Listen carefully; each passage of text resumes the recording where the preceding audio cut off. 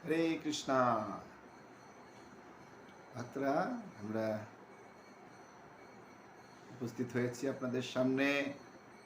সামনে আমাদের বিশেষ অনুষ্ঠান কি জানেন? মাধবেন্দ্র পুরীপাদের তিরুভাব উৎসব, শান্তিপুর উৎসব। আপনারা জানেন ওই দিন অদ্বৈত আচার্যের যে শ্রীপাঠ আছে বগলা, সেখানে বিরাট উৎসবের আয়োজন করা হয় এবং ওই দিন হচ্ছে মাধবেন্দ্র পুরীপাদের তিরুভাব তিথি মহোৎসব, শান্তিপুর উৎসব।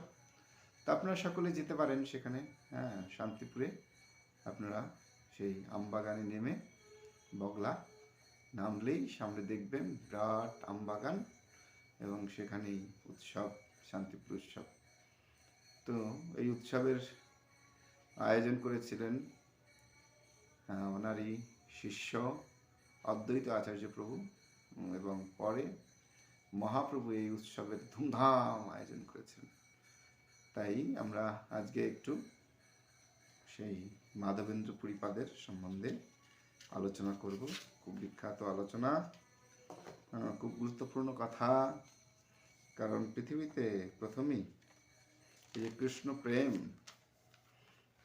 এটা মহাপ্রভুর আগেই এই মাধবেন্দ্র পুরীপাদ নিয়ে এসছেন। জয় মাধব পুরী কৃষ্ণ প্রেমপুর, ভক্তি কল্পতরু তেহ প্রথম অঙ্কুর। যে ভক্তি প্রেম কল্পতরুর যে প্রথম অঙ্কুর, এটা হচ্ছে মাধবেন্দ্রপুরী। তো স্বয়ং ভগবান শ্রী গৌরহরি শ্রী মাধবেন্দ্রপুরী সম্বন্ধে এরূপ বলেছেন, প্রভু কহে নিত্যানন্দ করহ বিচার, পুরী সমভাগ্যবান জগতে না হিয়ার।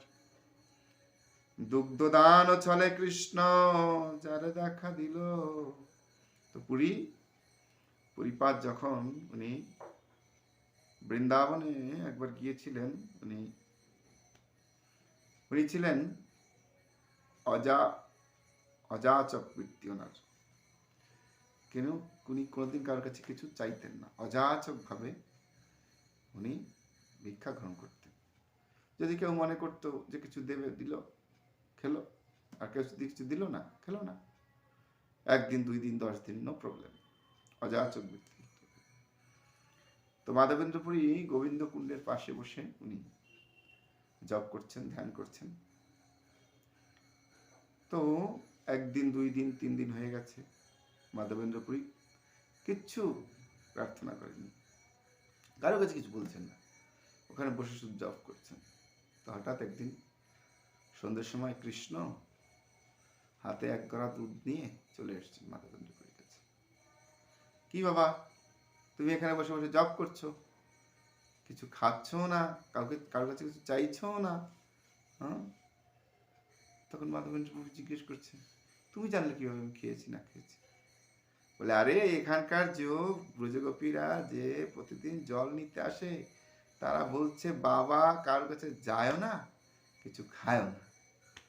হ্যাঁ, তো এরকম করে চলে বৃন্দাবনে।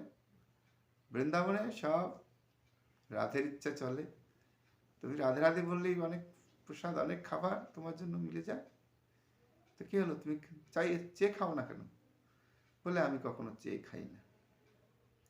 তখন কৃষ্ণ এই দুধের ঘটি দিয়ে তাকে বলুন, দেখো এই দুধ পান করো, আমি একটু পরে আসছি, এসে আমি আমার এই হাড়ি তোমার কাছ থেকে নিয়ে নেব, ঠিক আছে? হ্যাঁ। এই বলে গোয়ালা কৃষ্ণ দুধ দিয়ে গেলেন। যখন দুধ পান করছেন মাধবেন্দ্রপুরী, তখন উনি বুঝতে পারছেন এ তো কোনো সাধারণ দুধ নয়, এর স্বাদ অপ্রাকৃত। এই দুধের স্বাদ প্রাকৃত নেই, নয়, অপ্রাকৃত স্বাদ আস্বাদন করছেন মাধবেন্দ্রপুরী। উনি বুঝতে পেরেছেন, হ্যাঁ, যে এই যে বালক, এই মনমোহন রূপ, এ আমি প্রথম দেখেছি। আমার জন্য এখনো চোখের মধ্যে সেই বালকের রূপ ভেসে উঠছে। তাই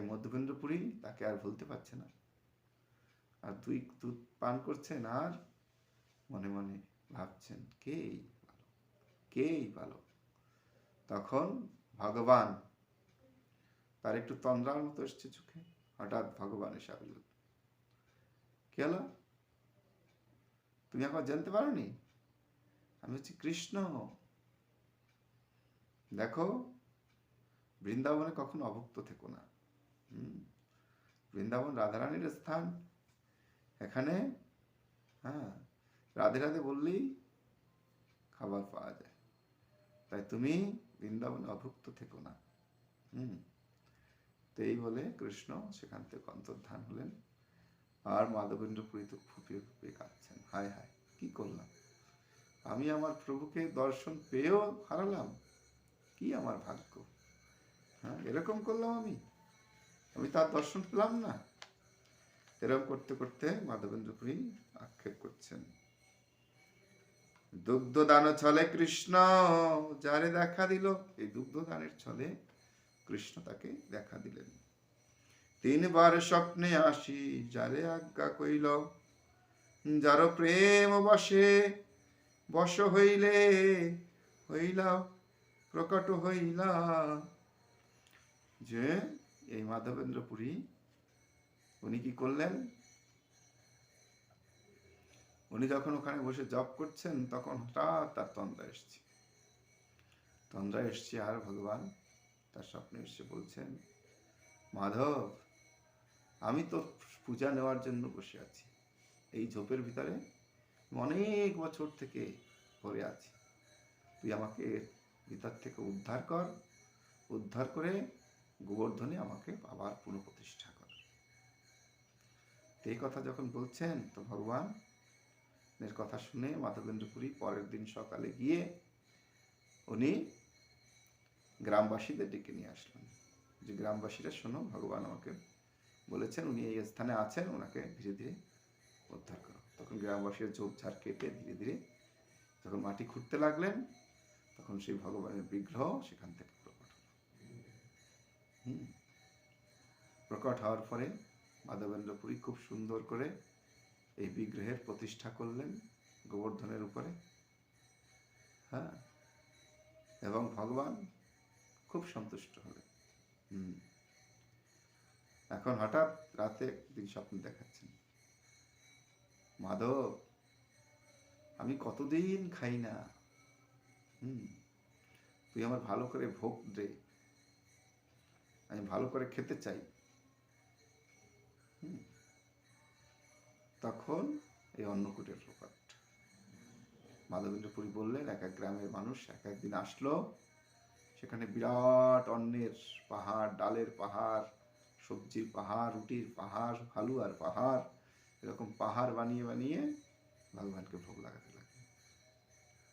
এভাবে এক এক গ্রামে এক এক দিন উনি ভোগ লাগাচ্ছেন। এবং এভাবে মাধবেন্দ্র পুরী অন্নকূট মহোৎসবের সূচনা করলেন।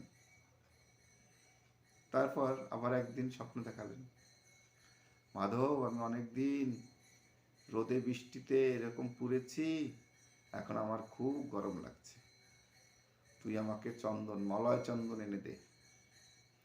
তখন মাধবেন্দ্র পুরী চলে গেছেন, বলেছেন কোথায় মলয় চন্দন বাবা? বলছে যা, পুরীতে চলে যা, পুরী রাজার কাছে গিয়ে আমার কথা বলবি, তো অনেক চন্দন দেবে। তো পুরী যাওয়ার পথেই উনি কি করলেন, সেই রেমুনায় পৌঁছালেন। রেমুনায় ওখানে গোপীনাথ আছেন, সেই গোপীনাথকে উনি দর্শন করলেন। আর মনে মনে ভাবলেন, আমি শুনেছি এখানে অমৃতকেলি ভোগ হয়, যে ক্ষীর হয় তৈরি, সেই ক্ষীরের নাম হচ্ছে অমৃতকেলি। এই রেমুনায় অমৃতকেলির ভোগ হয়, তা আমি যদি এর স্বাদ বুঝতে পারতাম, তা আমিও গিয়ে গোপালকে সেই অমৃতকেলি ভোগ লাগাতাম। তো এই কথা যখন শুনতে পারলেন, এই কথা যখন ভগবান বুঝলেন, তখনই সঙ্গে সঙ্গে কি হলো, সঙ্গে সঙ্গে ভগবান ভোগ লাগাচ্ছে, আর ভগবান তার আঁচলের নিচে একখানা ক্ষীর রেখে দিয়েছে। তো ভোগ টোক হয়ে গেছে। আর তখনই মাধবেন্দ্র ভাবলেন, হায় হায়, ভগবানের ভোগ হয়নি, এখনই আমি এরকম হ্যাঁ অমৃতকালি খাওয়ার করছি, এটা তো আমার অন্যায়, অপরাধ। তখন কি করলেন, মাধবেন্দ্র পুরী সঙ্গে সঙ্গে ওখান থেকে চলে গেলেন। চলে গিয়ে শূন্য বাজারে গিয়ে বসে বসে জপ করছেন আর ভাবছেন, হায় হায় কি করলাম, কি অপরাধ হলো আমার।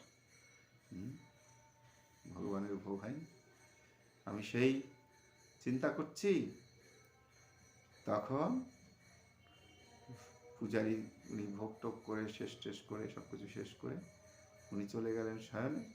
ভগবান তাকে ডেকে তুলছে, এই পূজারী ওঠ, যা আমার আঁচলের নিচে দেখ, একখানা ক্ষীরের ভাণ্ড আছে, সেই ভাণ্ড নিয়ে আয়, আর এটা শূন্য বাজারে গিয়ে দেখ, মাধবেন্দ্রপুরী নামে একজন আছে, ওনাকে এটা দিয়ে আয়। পূজারী উঠে দ্রুত স্নান আদি করে গিয়ে সেখান থেকে ভোগ নিয়ে আসলেন। সেখান থেকে ভোগ নিয়ে শূন্য বাজারে গিয়ে চিৎকার করছেন, কে আছে মাধব এখানে, কে আছে মাধব? তখন মাধবেন্দ্রপুরী বলল, আমি মাধব। তখন মাধবেন্দ্রপুরী কে বললেন যে তোমার জন্য গোপীনাথ ক্ষীর রেখে দিয়েছে, এই নাও তোমার ক্ষীর। আর পূজারী মাধবেন্দ্রপুরীকে ধরে অনেক কান্নাকাটি করলেন, অনেক কিছু করলেন, যে তোমার কারণে আজকে আমি ভগবানের দর্শন পেয়েছি, নাহলে জীবনও ভগবান আমাকে দর্শন দেয়নি। আমি তার এত সেবা করছি, এত কিছু করছি, তাই আমি জানি তুমি কোনো সাধারণ ব্যক্তি নও, তুমি ভগবানের একজন প্রিয় ভক্ত, শুদ্ধ ভক্ত। এই নাও, তুমি যখনই সময় পাবে তুমি আমাদের গোপীনাথের কাছে আসবে, আমরা তোমার সাধ্য চেষ্টা করবো সেবায়। তখন মাধবেন্দ্র ভাবলেন যে আমি যদি এখানে বসে থাকি তো একটু পরেই এই কথা প্রচার হয়ে যাবে যে এই মাধবেন্দ্রপুরীর জন্য গোপীনাথ ক্ষীর চুরি করেছেন, আর তখনই বলবে যে ক্ষীরচোরা গোপীনাথ, আমার নাম প্রচার হয়ে যাবে, পালাই এখান থেকে। তখন উনি ওখান থেকে সিধা পুরীর রাস্তায় চলে গেলেন এবং পুরীতে গেলেন। পুরীতে গিয়ে রাজাকে বললেন, রাজা অনেক পরিমাণ চন্দন দিলেন। অনেকদিন পুরীতে থেকে উনি জগন্নাথকে দর্শন করলেন। রাজা বললেন, আপনি একা যেতে হবে না, আমি আপনাকে ভৃত্য দিয়ে দিচ্ছি, মানে ভৃত্য এগুলো নিয়ে যাবে। তখন মাধবেন্দ্রপুরী এভাবে কি করলেন, উনি রাস্তায় রেমুনা আসলো, আবার ভাবলেন যাই একটু গোপালকে দর্শন করে আসি। তখন উনি গেলেন আবার গোপালের কাছে গিয়ে দেখলেন, এবং গোপালকে দর্শন করলেন, সেখানে নৃত্য গীত করলেন। এবং মাধবেন্দ্রপুরী সেখানে অনেক সম্মান পেলেন, অনেক পূজারীরা তাকে খুব সম্মান করলো। সেখানে উনি নিজের হাতে ভোগ লাগালেন এবং পুজো আদি করলেন। অনেক কিছু করার পরে তো কি হয়েছে, মাধবেন্দ্রপুরী একদিন রাতে ঘুমাচ্ছেন, তখন ভগবান গোপাল স্বপ্নে এসছেন। এসে বলতে, মাধব, আমি আর এই গোপীনাথের মধ্যে কোনো পার্থক্য নেই, তুমি এখানেই চন্দন বেটে আমার গায়ে লাগাও। তখন মাধবেন্দ্রপুরী ওখানেই চন্দন ঘষে ভগবানের গায়ে চন্দন লাগালেন। সেই দিনটা হচ্ছে অক্ষয় তৃতীয়ার দিন। ওই দিন থেকে 21 দিন অবধি মাধবেন্দ্রপুরী ওখানে থেকেই গোপালকে চন্দন লাগিয়ে গোপালের সেবা শুশ্রূষা করলেন। তেভাবে মাধবেন্দ্রপুরী অনেক সেবা করেছেন গোপালের, এবং গোপাল খুব প্রসন্ন হয়েছেন। তাই বলেছে যে যার প্রেমে বশে হইলা প্রকট হইলা, যার প্রেমে বশ হইয়া প্রকট হইলা, সেবা অঙ্গীকার করি জগত তারিলা। যার লাগি গোপীনাথ ক্ষীর কইলা চুরি, অতএব নাম হইল ক্ষীরচোরা হরি। তো এখনো রেমুনায় যে বিগ্রহ আপনারা দেখেন, দর্শন করেন, যে মাধবেন্দ্রপুরী যে জন্য যে ক্ষীর চুরি করেছিলেন গোপীনাথ, হ্যাঁ, সেই ক্ষীর এখনো সেখানে পাওয়া যায়। যে ক্ষীর পাওয়া যায় তার নাম হচ্ছে অমৃতকেলি ক্ষীর। এবং সেই ক্ষীর জগৎ বিখ্যাত ক্ষীর, হ্যাঁ, যা ভগবান শ্রীহরি শ্রীকৃষ্ণ মাধবেন্দ্রপুরীর জন্য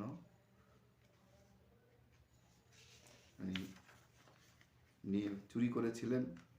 দেখুন, ভক্তবৎসল ভগবান, কে বলে? ভক্তবৎসল ভগবান। তো ভগবান শ্রীহরি কি না পারে, হ্যাঁ? ওনার ভক্তকে যদি ভালোবাসেন, প্রেম করেন, তাহলে উনি অনেক কিছু করতে পারেন। তো আজকে আমি আর বেশি কিছু বলবো না। মাধবেন্দ্র পুরী প্রেমময় কলেবার, প্রেমময় যত সব সঙ্গে অনুচর, কৃষ্ণ রস বিনয় আর নাহিয়া আর, কৃষ্ণ মাধবেন্দ্র পুরী দেহ কৃষ্ণের বিহার। তো মাধবেন্দ্র পুরী হচ্ছেন কৃষ্ণের অত্যন্ত প্রিয় ভক্ত। এবং অদ্বৈত আচার্য প্রভু, পুণ্ডরিক বিদ্যানিধি, নিত্যানন্দ প্রভু, ঈশ্বরপুরী, হ্যাঁ, শ্রী পরমানন্দ পুরী, শ্রী রঙ্গপুরী, শ্রী ব্রহ্মানন্দ পুরী, শ্রী ব্রহ্মানন্দ ভারতী, শ্রী কেশব ভারতী, শ্রী কৃষ্ণানন্দ পুরী, শ্রী রামচন্দ্রপুরী, শ্রী নৃসিংহতীর্থ, শ্রী রঘুপতি অধ্যাপক এবং শ্রী সুখানন্দ পুরী, এরা সবাই ছিলেন মাধবেন্দ্র পুরীর শিষ্য আদি। তো দেখুন কত বড় বড় লোককে, যেমন ঈশ্বরপুরী ছিলেন মহাপ্রভুর গুরুদেব, এরকম ঈশ্বরপুরী মাধবেন্দ্র পুরীর খুব সেবা করেছিলেন, খুব। তাই মাধবেন্দ্র পুরী ঈশ্বরপুরীকে আশীর্বাদ দিয়েছিলেন, তোর গুরু তুই হবি হরির গুরু, হ্যাঁ, তুমি ভগবানের গুরু হবে, তুমি আমার এত সেবা করেছো। হ্যাঁ, দেখুন, গুরুদেবের কৃপা হলে, আশীর্বাদ হলে, গুরুদেব যদি সন্তুষ্ট হন, তো জগতে আর কিছু দরকার নেই। হ্যাঁ, সেজন্য গুরুর সেবা, বাণী সেবা, অপু সেবা করতে হবে। হ্যাঁ, তাহলে গুরুদেব সন্তুষ্ট হলে এই জগতে আর কোনো সমস্যা থাকবে না। জয় গুরুদেব কি জয়, মাধবেন্দ্র পুরী কি জয়। হরে কৃষ্ণ কৃষ্ণ কৃষ্ণ হরে হরে, হরে রাম রাম রাম। মাধবেন্দ্র পুরী পাদে ত্রিভাবতী মহোৎসব কি জয়। সবাই উপস্থিত থাকবেন। শান্তি পুরুষ।